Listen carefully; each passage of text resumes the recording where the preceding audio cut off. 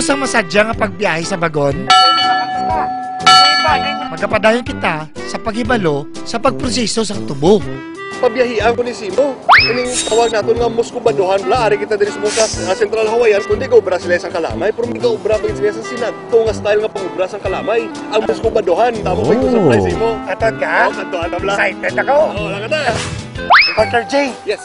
kilala man yung kapod natin sa buka para mag-explicar sa atin ano ni? Actually, partners, lagi ni maka-explain sa atin si Mr. Boy Garrido sang Hawaiian, no? Hindi nga mas kubaduhan, ang equipment namon, antique ni siya. 1873 mil, bakal namon sa Panay.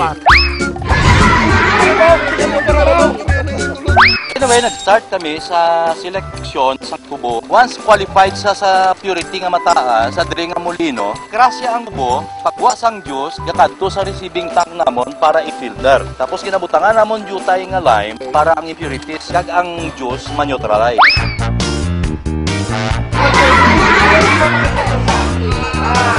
Kung lang taon ta ang juice, 70% sang juice, tubig. Basically, ang ginahimo namon, ginabutang namon sa kawa, kag ipabukalan para mag-evaporate ang tubig. Once nga makuha ng tubig, kag sugar syrup na lang ang bilin, which is sucrose, pagbutang mo sa drying tray namon, pag-drop sa temperature, after 5 or 10 minutes, maging powder na siya. Solid siya. Solid na siya. So, ako na siya natawag nga maskubado. Kaling sa una, pagali, 1800s pag-ubra na kita kalamay. Hasta subok mo sa katabi. Kilawan ka. Okay. Okay. Hindi mo lang ubra, ako rin. Hindi mo lang. Isa pa gid nga produkto sang tubo, ang paborito ko, ang ram.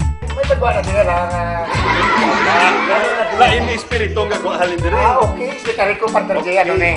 Since ari kita gyapon sa Central Hawaiian, ang mga taga diri sa Hawaiian, hampang-hampang man sila, no? Kung ano ang mga produkto sa kalamay. Pero sugar, ram din na siya. Marami na siya, ho. Oo. Tama si Bukas. Ako si Hector Ramos. Ako naman si Jay Halandoni. At patayon Yung mga food sa